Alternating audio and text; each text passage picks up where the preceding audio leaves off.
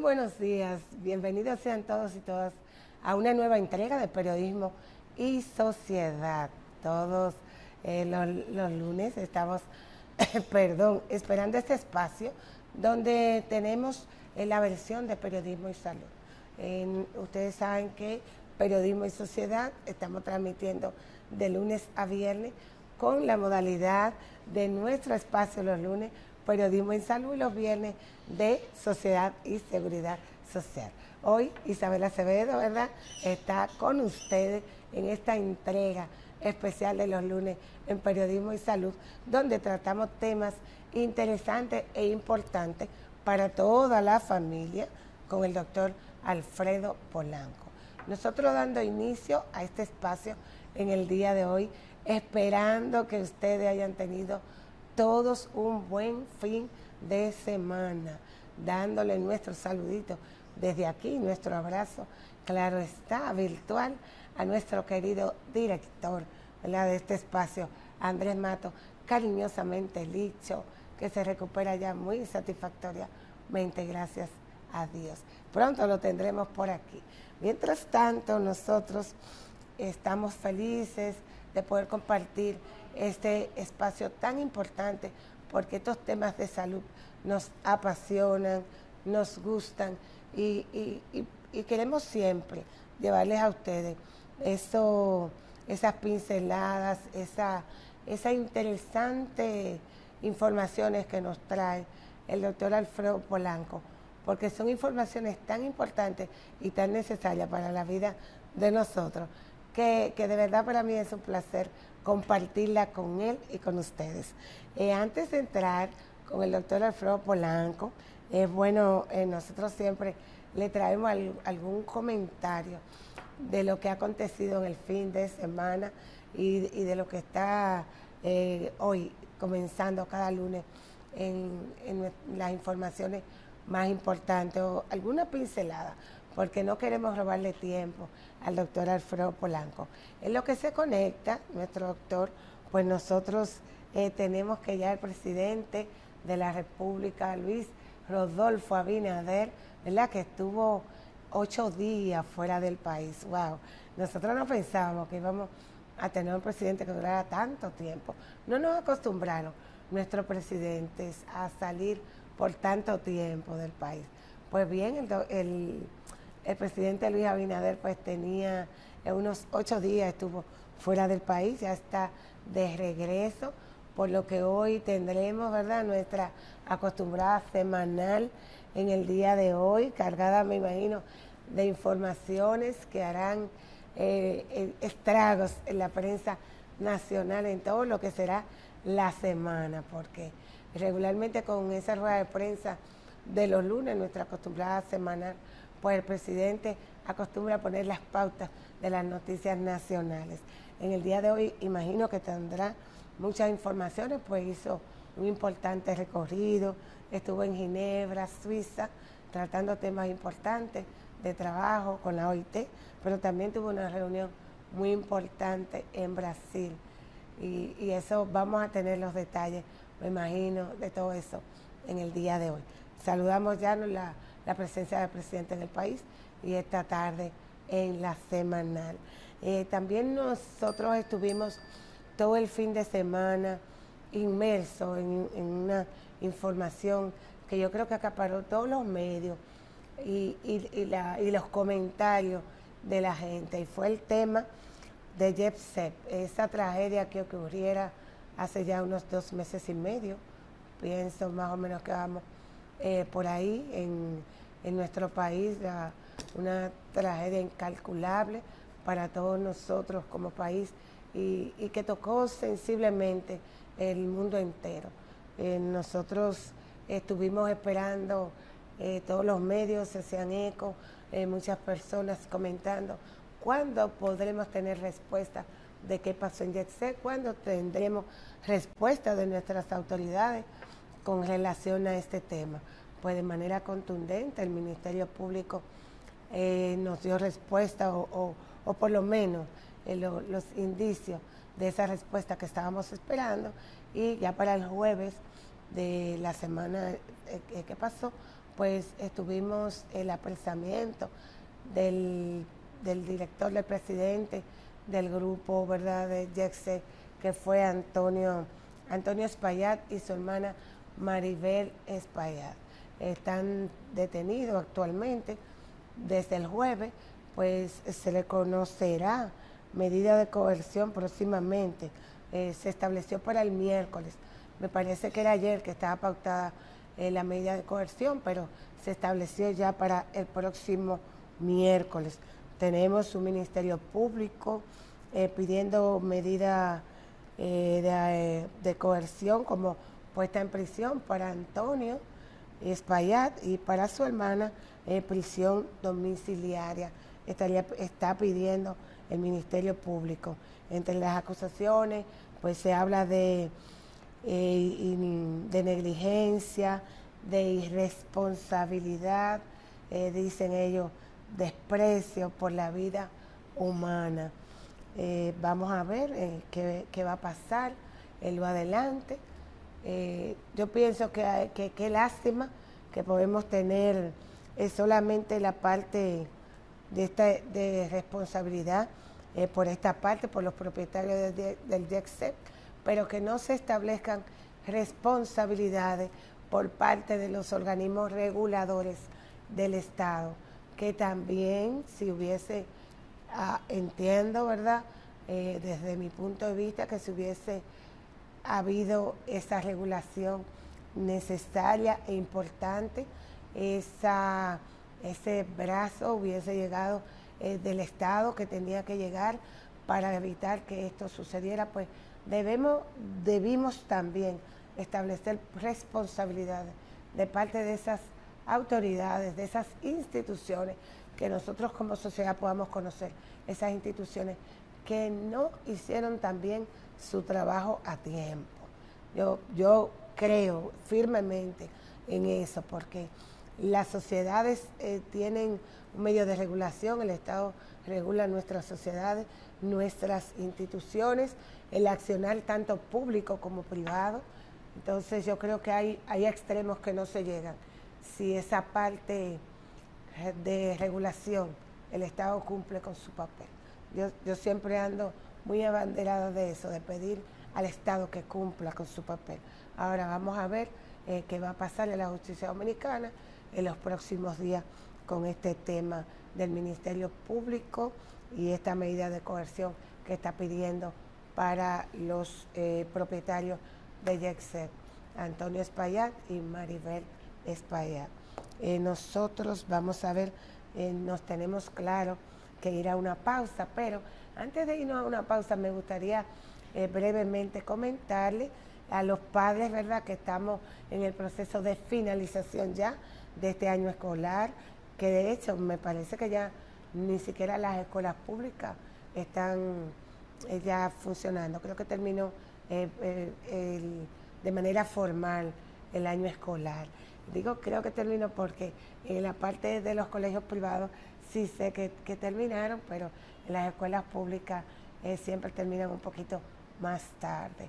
La información importante que me pareció buena y yo creo que todos los padres y todas las familias, por lo tanto, la sentirán también, y es que estuve viendo que el ministro de Educación, el licenciado de Camps,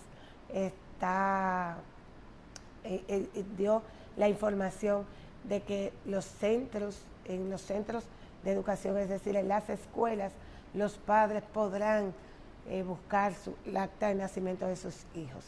Realmente es un tema cada año a propósito de las inscripciones en las escuelas y los colegios, pues los padres tienen que estar buscando un acta de nacimiento para la inscripción de estos niños, de nuestros jóvenes y de nuestros niños.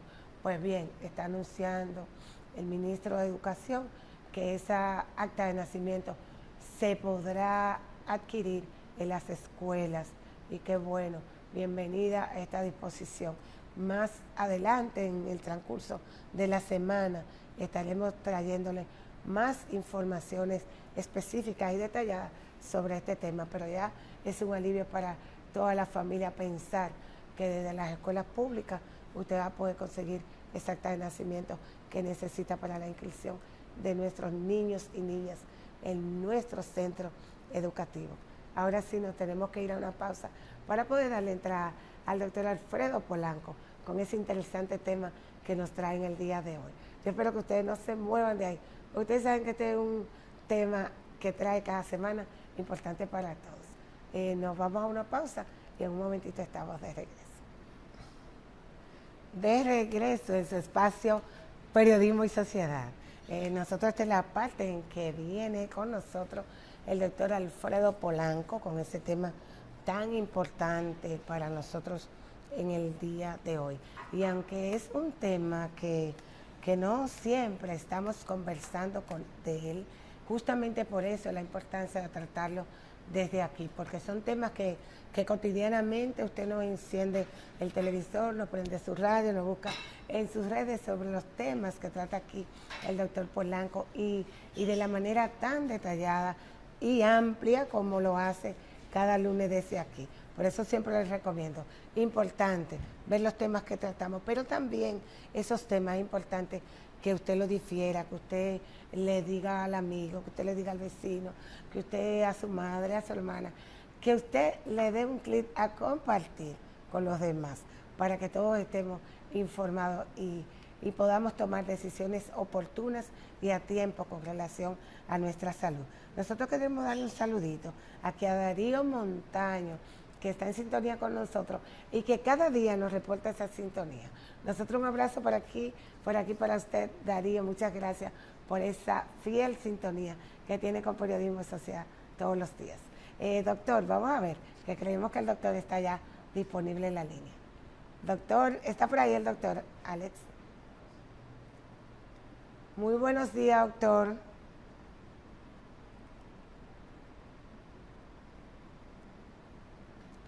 Buen día, doctor. ¿Cómo está? Aquí estamos como cada lunes para tratar un tema de sumo interés. Hoy conversaremos sobre el cáncer de riñón, una enfermedad que, aunque muchas personas no piensan que es frecuente, la importancia de ella radica en que si nosotros hacemos un diagnóstico a tiempo, hacemos un diagnóstico temprano, es una enfermedad que tiene curación. Y es bastante importante de que usted conozca cuál es el cuadro clínico, cuál es la sintomatología, cuándo usted debe de pensar en la posibilidad de que tiene un cáncer de riñón. Pues bien, los riñones son dos órganos que están en la columna lumbar, órganos bastante importantes que tienen que ver con lo que es la limpieza de nuestro cuerpo, de nuestra sangre. Mediante la función renal adecuada, se eliminan diversos tóxicos que, de no ser así, pues un paciente tendría la necesidad de estar completamente siempre en una máquina de diálisis. Pero gracias a que tenemos esos órganos funcionando adecuadamente, pues son capaces de eliminar el exceso de agua, el exceso de potasio, el exceso de ácido úrico y de muchas otras sustancias que de acumularse pues traerían una sintomatología importante en nuestro cuerpo. Pues bien, los riñones pueden ser tocados por la presión, pueden ser tocados por la diabetes, pueden ser tocados por algunas enfermedades inmunológicas y diferentes causas, porque por ejemplo, el uso indiscriminado de antibióticos, de analgésicos, todo eso puede dañar a los riñones. Pero también nuestros riñones pueden ser dañados por el cáncer. Entonces, el cáncer de riñón es una enfermedad que, como a cualquier órgano, eh, puede afectar. O sea, el riñón no es un órgano que está exento de presentar esta neoplasia, es decir, cáncer. Ahora bien, importante usted saber cómo se manifiesta, cuáles son las manifestaciones clínicas y los factores predisponentes para que una persona padezca o presente cáncer de riñón. hay que saber cuáles son los factores de riesgo. Y aquí, el principal factor de riesgo para que una persona presente cáncer de riñón es el tabaco. Y hace unas semanas conversamos sobre el tabaco y cada día 31 de mayo se conmemora el Día Internacional sin Tabaco, llamando la atención de que sin el tabaco, pues posiblemente más del 50% de los cánceres no existieran, porque el tabaco es el principal factor modificable que podíamos nosotros quitar para evitar tener cáncer. La obesidad es otro factor bastante importante, el segundo factor para que un paciente pues desarrolle cáncer de riñón. Y aquí tenemos algo importante que mencionar y es sobre la dieta. Por eso llamamos la atención a las personas que tienen una dieta no saludable, es decir, una dieta basada en comida rápida, una dieta basada en gaseosas, una dieta basada en alto contenido de azúcares. Y todo eso va a conllevar a que ese paciente pues tenga predisposición al cáncer. ¿Por qué? Porque conlleva a la obesidad. Y la obesidad es el segundo factor más importante para la patogénesis de lo que es el cáncer de riñón. Otro factor importante, controlable también, es la hipertensión arterial. Es decir, pacientes hipertensos, pacientes descontrolados de la presión, son pacientes que tienen predisposición a desarrollar el cáncer de riñón. Y tenemos que hacer un señalamiento cuando hablamos de hipertensión arterial, y es que en el mundo existe aproximadamente 1.300 millones de personas con hipertensión arterial en todo el mundo.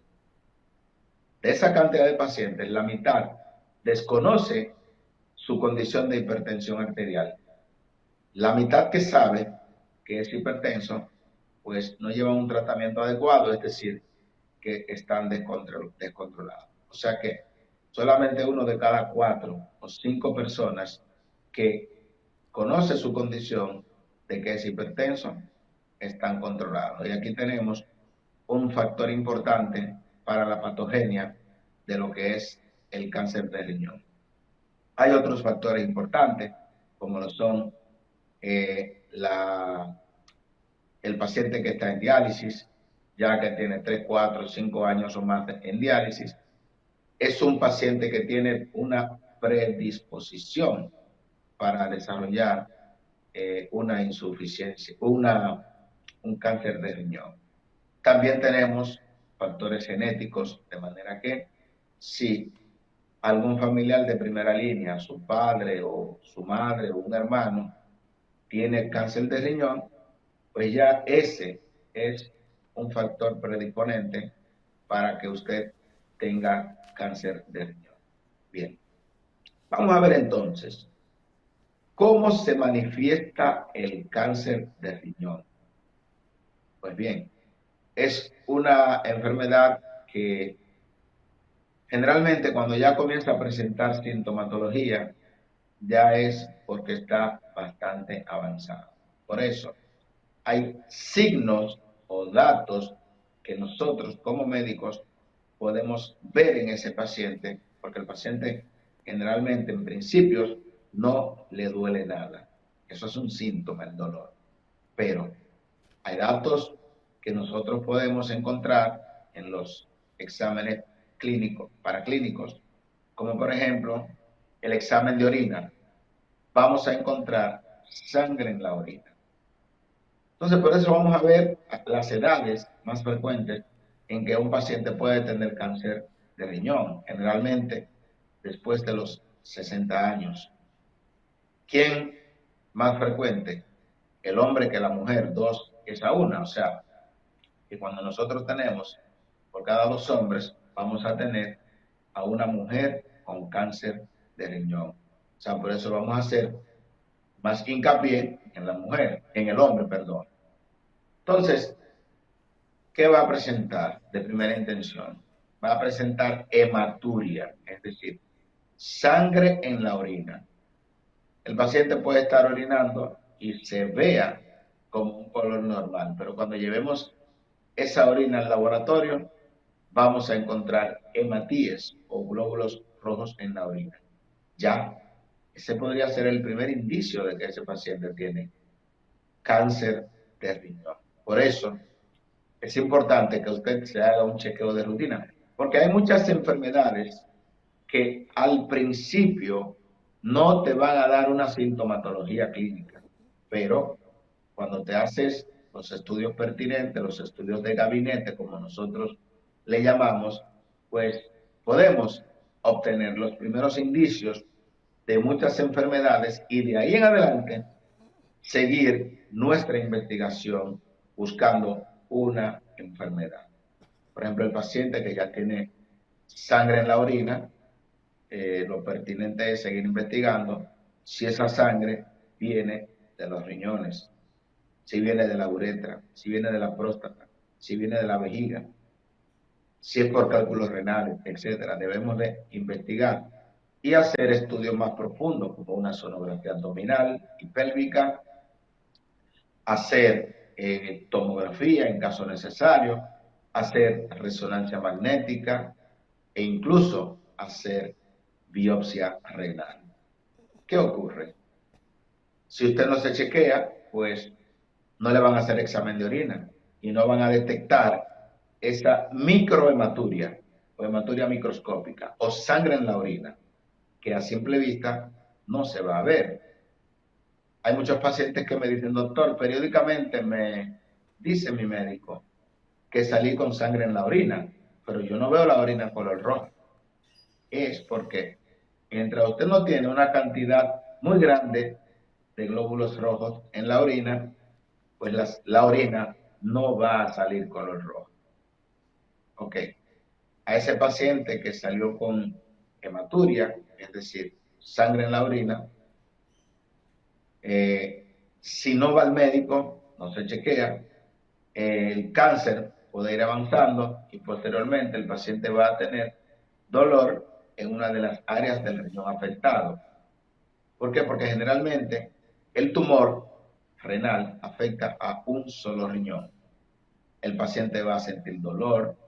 Luego, cuando vaya al médico con el dolor, el médico le va a palpar o podría palparle una masa abdominal que puede ser dolorosa y entonces ya tenemos lo que es la triada de la muerte. ¿Qué es eso? El paciente tiene sangre en la orina, el paciente tiene dolor y el paciente se le puede palpar un tumor. ¿Qué indica eso? Que ya posiblemente ese paciente haya llegado al médico con metástasis, es decir, un tumor que ya haya sobrepasado lo que es el riñón y ya lamentablemente haya hecho metástasis a otros órganos, como a los ganglios linfáticos, a los vasos sanguíneos del abdomen, al mesenterio, al hígado, al páncreas, a los huesos, etc. Y entonces ya lamentablemente solo tenemos que dar un tratamiento paliativo. Ahora bien, si nosotros detectamos a tiempo a ese tumor, pues tenemos diversas modalidades de tratamiento, como son la Perdón, cirugía. Sí, perdón, antes de entrar ahí a esa diversidad, las opciones de tratamiento, déjeme preguntarle algo. Yo he dado seguimiento así minuciosamente a lo que usted estaba hablando en el día de hoy, porque yo soy de las primeras sorprendidas. Yo he ido y le he dado seguimiento a todas las informaciones que usted trae aquí cada semana, pero cáncer de riñón yo no había escuchado. Yo pensé que había tantas enfermedades que afectan al riñón, pero nunca pensé que también estaría afectado de cáncer. ¿Cómo se puede diferenciar entre una y otra de esas enfermedades? Porque también estoy viendo que los síntomas, lo que usted ha hecho referencia, es los mismos síntomas de otras enfermedades de riñón también. Entonces puede como haber alguna confusión con relación a eso. ok. El paciente con cáncer de riñón es algo característico. Lo primero que va a presentar en más del 60% de los casos es sangre en la orina. Eso es lo básico. Ahora bien, el paciente no va a ver sangre en la orina. Por eso ustedes van a ver que, y por diversas razones, que a todos los pacientes de rutina se le hace un examen de orina, a todos, igual que como se le hace una glicemia. En esa orina nosotros vamos a obtener muchas informaciones como médicos.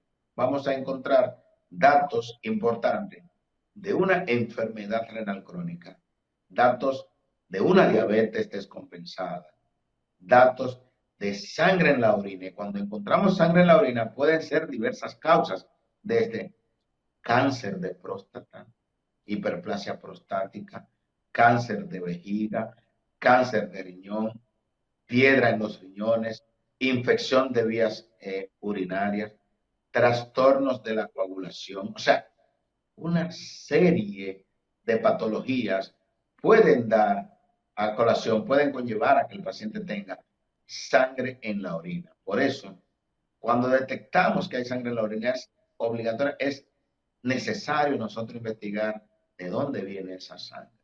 Por eso incluso hay pacientes que le hacemos la prueba de los 3 envases o prueba de Gullón, donde ponemos al paciente a orinar en 3 frascos, el primero, el segundo y el tercero, y vamos a evaluar el examen de orina en esos 3 frascos para ver cuál de los 3 tiene más orina y así nosotros poder determinar de si esa sangre viene de vejiga, si viene de próstata, si viene del riñón, etc. Y posteriormente ya utilizar una alternativa importante que es la colaboración con el urólogo. El urólogo le hace una cistoscopía o una uretrocistoscopía, donde se le mete un citoscopio por la uretra y se visualizan las paredes, por ejemplo, de la vejiga, de la uretra, y así se ve, podría verse de dónde viene el sangrado. Otros estudios previamente ya se le han hecho al paciente, que es una tomografía, una resonancia magnética, que pueden detectar tumores renales tan pequeños como del tamaño de la cabeza de un alfiler. Entonces, ahí podríamos nosotros detectar un tumor renal que pueden ser tumores malignos o tumores benignos. Si el tumor es benigno, es un tumor que generalmente tiene crecimiento lento y no va a conllevar a ningún problema. Ahora bien, el paciente que tiene ese tumor renal maligno es un paciente que tiene que andarle rápido, porque una característica de los tumores malignos, a diferencia de los benignos, es que tienen crecimiento rápido. Entonces, si ya ese tumor ha tenido un crecimiento que ha invadido a órganos vecinos, pues lamentablemente, ok, se puede hacer la extirpación del tumor o del riñón completo, pero ya ese paciente va a requerir una tratamiento como son la quimio, la radio, la inmunoterapia, etcétera, para prolongar un poco la vida. Ahora bien, si ese tumor se detecta tempranamente, sobre todo esos tumores que tienen menos de 7 centímetros de diámetro, pues podríamos hacer la extirpación del tumor solamente. Pero si ya hay ocasiones en que se extirpa el riñón completo. He tenido varios casos de pacientes que he enviado al urólogo por cáncer de riñón, se le hace la extirpación del tumor o del riñón y ese paciente, pues en muchos casos, se considera ya curado. El pronóstico de vida es bastante bueno. ¿Por qué? Porque se detectó a tiempo. Ahora bien, si ese tumor no se detecta a tiempo, ya lamentablemente eh, pues vamos a dar lo que es el tratamiento paliativo, porque no vamos a lograr curar o extirpar la totalidad del tumor. De manera que si ya tenemos metástasis, el pronóstico cambia. Doctor, Una característica importante del tumor de células renales es que podemos tener cáncer de riñón en niños. Oiga bien, Esa el era mi denominado, pregunta, doctor. sí, tumor de Wilms. Es un tumor que da bastante brega, mucho trabajo el encontrarlo. ¿Por qué? Porque nadie, o sea, muchos médicos no van a pensar que un niño de 2 años, de 3 años, 5 años, puede tener un cáncer de riñón. Entonces, ese niño que también va a comenzar presentando hematuria, que es sangre en la orina, pues van a confundir esa sangre en la orina con cualquier otro problema clínico. Pero lo que menos puede pensar el médico es que ese niño tiene un tumor renal maligno, que es el denominado tumor de Wilms. Entonces, es importante que incluso médicos de diferentes especialidades, pues vean los programas, porque tenemos las orientaciones adecuadas no solamente para el paciente, sino para el médico, porque muchas veces usted puede tener pues, un niño con sangre en la orina y usted tener la cabeza loca porque no va a pensar en un tumor, pero usted está viendo el programa y dice, pero déjame pensar, tengo que pensar en que ese niño puede tener un tumor renal. A ese tumor renal en el niño se le llama incidentaloma. ¿Por qué? Porque generalmente no se encuentra y lo encontramos de manera incidental. Buscando alguna otra enfermedad a nivel abdominal, le hacemos una sonografía al niño y vamos a encontrar que tiene un tumor renal. Y ese tumor es maligno, que es el cáncer de riñón. Entonces, ¿qué se hace? Si se detectó tempranamente, simplemente se extirpa el tumor. Pero si ya se ha perdido un poquito más de tiempo, porque no es fácil usted pensar en un tumor renal maligno en un niño de esas edades que hemos mencionado, pues la terapia sería nefrectomía total. Y podríamos tener la curación de ese cáncer de riñón en ese niño. De manera que, como hemos visto, las enfermedades son de todos. Entonces, muchas veces usted se acuesta tranquilamente en su casa, en su hogar, se acostó anoche, domingo, se levantó hoy lunes pensando que todo está bien y acude al médico, pero de rutina. Y cuando usted regresa de donde el médico, con todos los estudios del lugar, ya usted tiene un diagnóstico. Entonces, la vida Doctor, nos puede dar un giro de manera repentina. Ahora, ¿qué ocurre? Lo importante es cuando usted va al médico a tiempo, que usted no tiene ninguna sintomatología, que ese médico le dijo a usted, wow, qué bueno que usted vino ahora, en este preciso momento. ¿Por qué? De haber venido 2 o 3 meses después, posiblemente ya ese tumor habría hecho metástasis. Entonces, de ahí la importancia de que usted, que tiene posibilidades de ir a un centro de salud, porque todos en República Dominicana la tenemos. Usted que tiene su seguro médico, usted que no lo tiene todavía, hay salud para todos y es doctor, importante que usted acuda a ese médico para que le haga una evaluación completa y detallada, sobre todo después de los 40 años de edad. Dígame a ver, Isabel. doctor, ¿qué tan alta es la incidencia de este tipo de cáncer?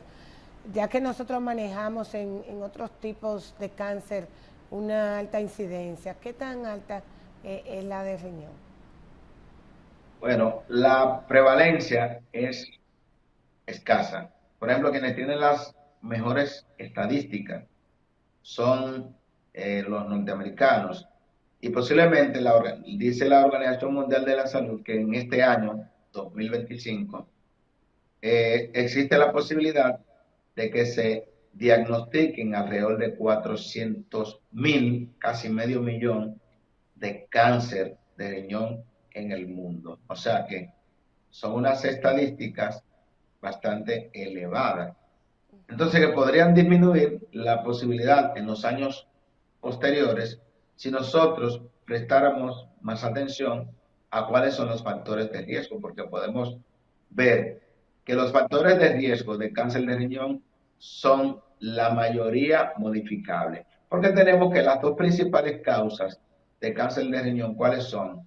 El tabaco como número uno, y usted lo puede dejar. Eso no es que disminuya el tabaco, no. La Organización Mundial de la Salud dice cese completo del tabaco. Y con eso nosotros disminuiríamos aproximadamente un 50% en los próximos años la posibilidad de tener cáncer de riñón. Pues solamente pensamos que el tabaco es cáncer de pulmón. No, cáncer de riñón. También. Se nos está frizando la imagen del doctor. Vamos a ver si el doctor vuelve, porque hay un temita muy interesante ahí que se nos está quedando, y es la parte que tiene que ver con las opciones de tratamiento. Esa parte tan importante y esa pregunta que tienen que estarse haciendo todos los televidentes, así como Milagro, yo, wow, cáncer de riñón. ¿Cuáles pudieran ser las opciones de tratamiento? Vamos a ver si alguien me deja saber si el doctor se puede volver a conectar con nosotros para Aquí ver, estamos. doctor, las opciones de tratamiento para que no se nos queden, que tiene la gente que estar Okay. preguntando. Wow, alguien ya me preguntó por aquí en el WhatsApp, ¿qué sucede si se estirpan los riñones? Si es posible estirparse los riñones. Ok.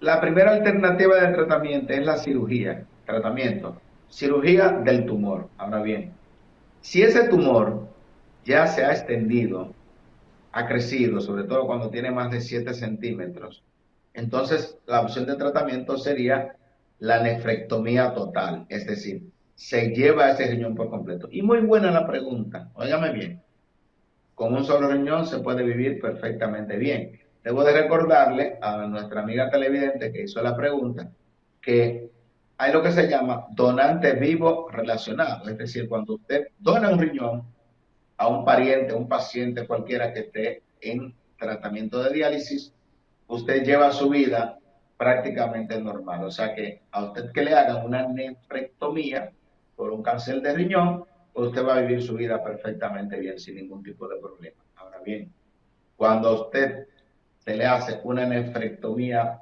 total y usted nada más tiene un solo riñón porque usted nació con ese solo riñón, ya el tratamiento cambia porque usted debe de recibir terapia de diálisis. Es decir, ya este paciente tiene que vivir dependiendo de una máquina en diálisis.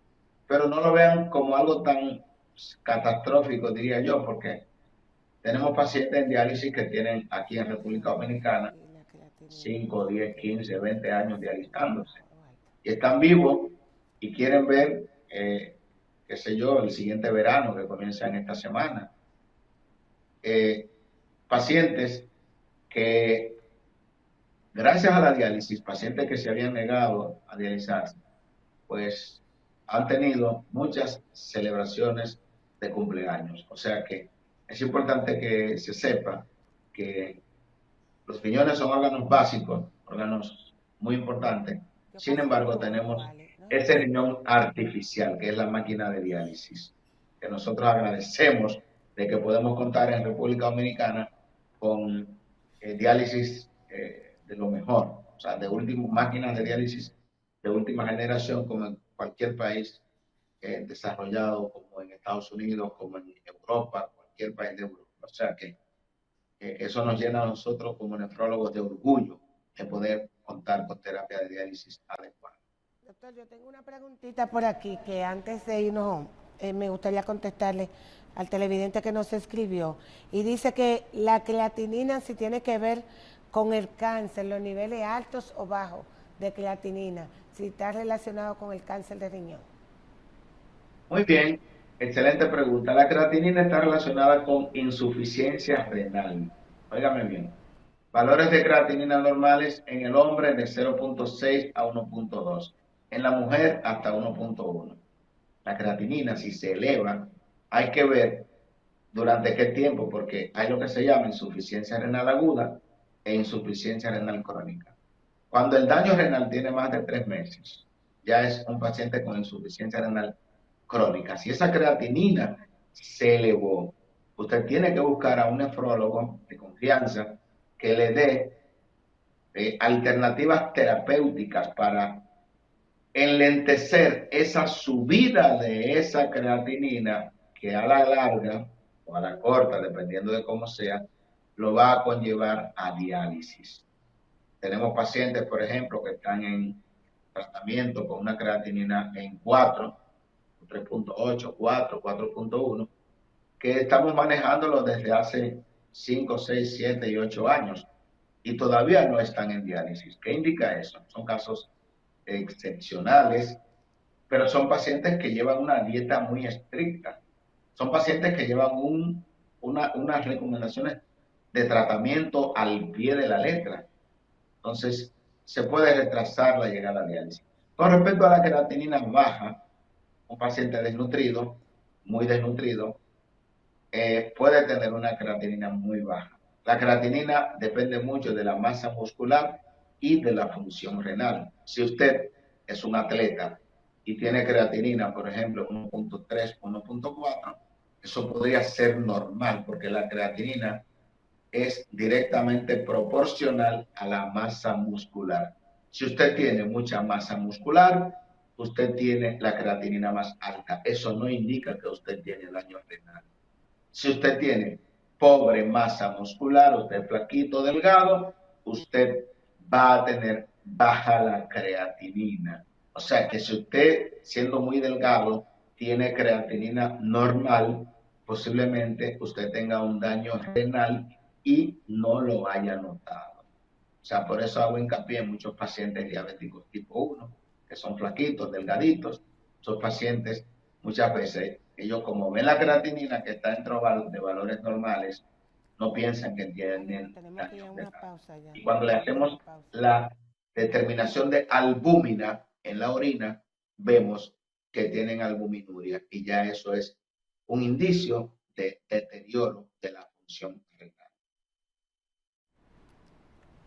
Doctor, qué interesante, interesante este tema y ahora que la gente nos está preguntando, pero lamentablemente ya nos tenemos que ir a una pausita porque el tiempo con el doctor concluyó y casi con el de nosotros aquí en el día de hoy. Nosotros le damos las gracias al doctor. Nos vemos, doctor, el próximo lunes en otro espacio, ¿verdad?, de periodismo y salud. Gracias por tan interesante Hasta el lunes, si Dios conversación quiere. del Bye, día de bye. hoy. Hasta el lunes. Pues nosotros nos vamos a una pausita y en breve volvemos.